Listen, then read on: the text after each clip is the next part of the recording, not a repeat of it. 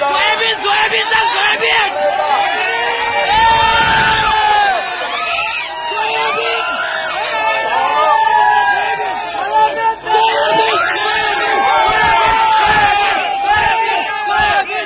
हा जो व्हिडिओ आपण पाहिला तो हिंगोली जिल्ह्यातील सेनगाव तालुक्यातील एका गावामधला आहे। या गावामध्ये भाजप नेते पाशा पटेल सभा घेत असताना शेतकऱ्यांनी सोयाबीन सोयाबीन सोयाबीन म्हणत त्यांची सभा उधळून लावली। त्यामुळे साहजिकच पहिला प्रश्न आपल्याला असा पडेल की पाशा पटेल यांनाच अशा प्रकारचा विरोध का झाला किंवा त्यांच्या सभेमध्येच सोयाबीन सोयाबीन असा नारा शेतकऱ्यांनी का लावलाय। या मागचं कारण असं आहे की 2013 मध्ये पाशा पटेल आणि देवेंद्र फडणवीस यांनी लातूर ते औरंगाबाद म्हणजे आत्ताचे संभाजीनगर पर्यंत कृषी दिंडी यात्रा काढलेली होती आणि या यात्रेमध्ये सोयाबीनला पर क्विंटल 6,000 रुपये दर मिळाला पाहिजे अशी त्यांनी मागणी केलेली होती।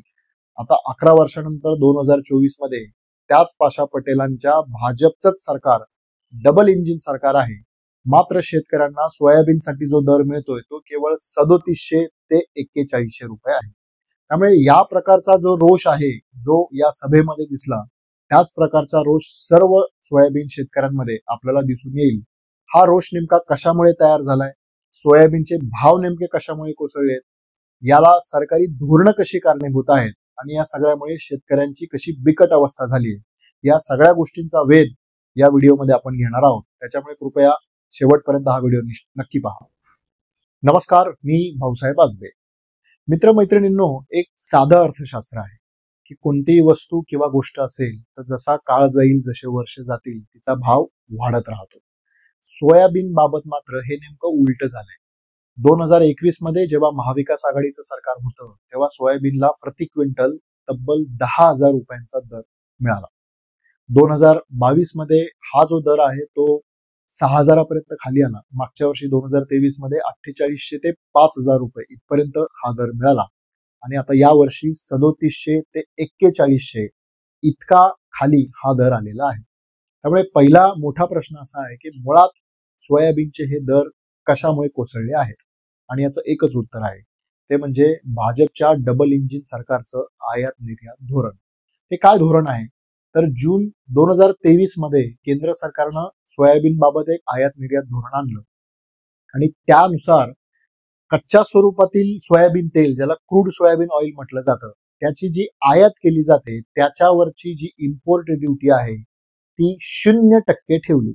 लक्षात घ्या, 0%। म्हणजे कोणताही टॅक्स कोणताही कर न देता जे आयातदार आहेत त्यांना हे सोयाबीन क्रूड सोयाबीन ऑइल आहे ते त्यांना घेता आलं आणि याच्यामुळेच स्थानिक बाजारपेठेमधील सोयाबीनची मागणी जी आहे ती कमी झाली आणि म्हणून हे दर आपल्याला कोसळलेले दिसून येतात। आता याच्यामध्ये एक अदानी कनेक्शन आहे। अदानी विल्मर नावाची कंपनी आहे। म्हणजे सोयाबीनची आयात करणाऱ्या ज्या काही मोजक्या 2-3 मोठ्या कंपन्या आहेत त्यातली एक सर्वात मोठी कंपनी म्हणजे अदानी विल्मर। आता या अदानी विल्मर कंपनीला स्वस्तात तेल आयात करता यावं आणि देशामध्ये मक्तेदारी आपली निर्माण करता यावी याच्यासाठी म्हणून इम्पोर्ट ड्युटी 0 करण्यात आली का, हा मोठा प्रश्न या निमित्ताने निर्माण झालाय। म्हणजे बघा, प्रधान सेवक म्हणवणारे मोदी हे शेतकऱ्यांच्या हितापेक्षा अदानी हा जो आपला मित्र आहे त्या मित्राचं हित पाहण्यामध्ये जास्त लक्ष देतात, त्याला प्राधान्य देतात, हे या निमित्तानं पुन्हा एकदा अधोरेखित झालंय। म्हणजे अदानी आणि मोदी हे भिन्न नाहीत, हे एकच आहे, हे या सोयाबीनच्या निमित्ताने पण देशासमोर आलेलं आहे। आता महाराष्ट्रातील निवडणुकीमध्ये सोयाबीनचा मुद्दा महत्वाचा होऊ लागलाय। हे जेव्हा लक्षात आलं तेव्हा केंद्र सरकारनं सप्टेंबरमध्ये ही जी इम्पोर्ट ड्युटी आहे ती 0% वरून 20% पर्यंत वाढवली आहे। परंतु याला उशीर झालाय, कारण ऑलरेडी आपल्या वेगवेगळ्या अडचणींमुळे मिळेल त्या दराने शेतकऱ्यांनी आपला सोयाबीन जो आहे तो विकलेला आहे। दुसरा मुद्दा आहे एमएसपीचा। केंद्र सरकारनं अलीकडेच सोयाबीनसाठी 4892 रुपये प्रति क्विंटल अशी एमएसपीची घोषणा केली।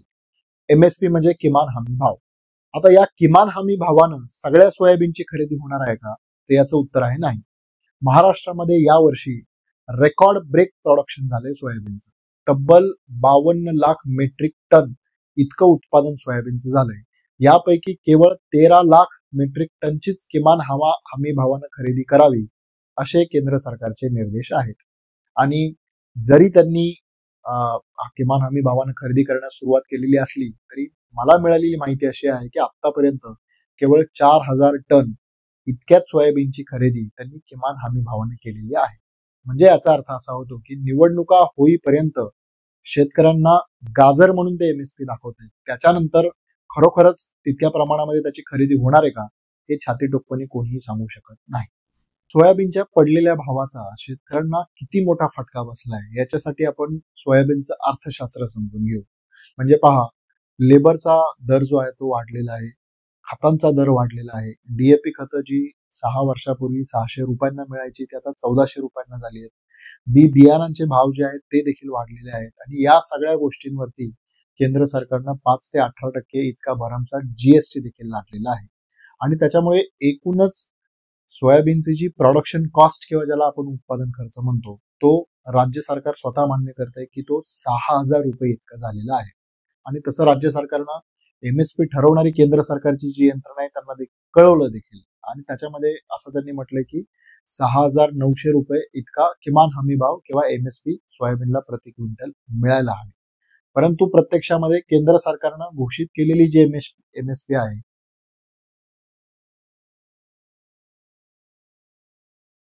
ती केवळ 4892 रुपये आहे. आणि प्रत्यक्षामध्ये शेतकऱ्याला जास्तीत जास्त किती भाव मिळाला सोयाबीनला तो आहे 4100 रुपये.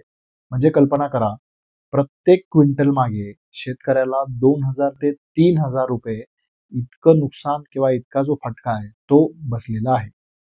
सोयाबीनच्या उत्पादनामध्ये देशामध्ये महाराष्ट्र 2 नंबरचं राज्य आहे. महाराष्ट्रामध्ये पिकाखालील एकूण जे क्षेत्र आहे ते 1.5 लाख हेक्टर एवढं आहे आणि त्यापैकी केवळ सोयाबीन खाली असणारं क्षेत्र हे 50 लाख हेक्टर आहे. म्हणजे जवळपास 50 ते 60 लाख शेतकरी जे आहेत ते केवळ सोयाबीनवरती अवलंबून आहेत. आणि म्हणून सोयाबीनच्या हे पडलेले जे दर आहेत त्याचा इतक्या मोठ्या प्रमाणात शेतकऱ्यांना हा फटका बसलाय. यातील बरेच बहुतांशी जे शेतकरी आहेत ते त्यामुळे कर्जबाजारी झालेत आणि त्याच्यामुळेच आत्महत्येशिवाय या शेतकऱ्यांना दुसरा कोणताही पर्याय राहत नाही. गेल्या 5 वर्षामध्ये शेतकऱ्यांनी महाराष्ट्रामध्ये 8,000 शेतकऱ्यांनी आत्महत्या केला. हा देशातील सर्वात मोठा आकडा आहे. आणि त्यापैकी तब्बल 4,000 शेतकरी जे आहेत त्यांनी केवळ मराठवाड्यामध्ये आत्महत्या केली. म्हणजे मागच्या वेळी मराठवाड्याचे जे डिव्हिजनल कमिशनर आहेत त्यांनी जो आपला अहवाल दिला त्या अहवालामध्ये त्यांनी असं म्हटलं की जवळपास 1 लाख शेतकरी जे आहेत ते आत्महत्येचा विचार करतायत किंवा आत्महत्येच्या दिशेने ते लोटले जाऊ शकतात. म्हणजे इतकी भयंकर भीषण स्थिती जी आहे ती या सोयाबीनमुळे निर्माण झाली. म्हणजे सोयाबीन उत्पादन करणारे जे 12 मोठे जिल्हे आहेत त्यातील मराठवाड्यातले लातूर, नांदेड, धाराशिव, परभणी, हिंगोली, बीड आणि विदर्भातले बुलढाणा, अमरावती, वाशिम, अकोला, यवतमाळ हे सगळे जिल्हे येतात. हे जे जिल्हे आहेत या जिल्ह्यांमध्ये विधानसभेच्या जवळपास 67 जागा आहेत. या सगळ्या जिल्ह्यांमधील शेतकऱ्यांसाठी आणि एकूणच सोयाबीन उत्पादक शेतकऱ्यांसाठी सोयाबीनचे पडलेले भाव हाच सगळ्यात मोठा मुद्दा झालेला आहे. आणि त्यामुळे लोकसभेमध्ये कांदा उत्पादक शेतकऱ्यांनी ज्या पद्धतीनं भाजपला धडा शिकवला अगदी तसाच धडा शिकवण्याच्या मनस्थितीमध्ये सोयाबीन उत्पादक शेतकरी आहेत. नेमकी याचीच झलक आपल्याला पाशा पटेल यांच्या सभेमध्ये दिसली.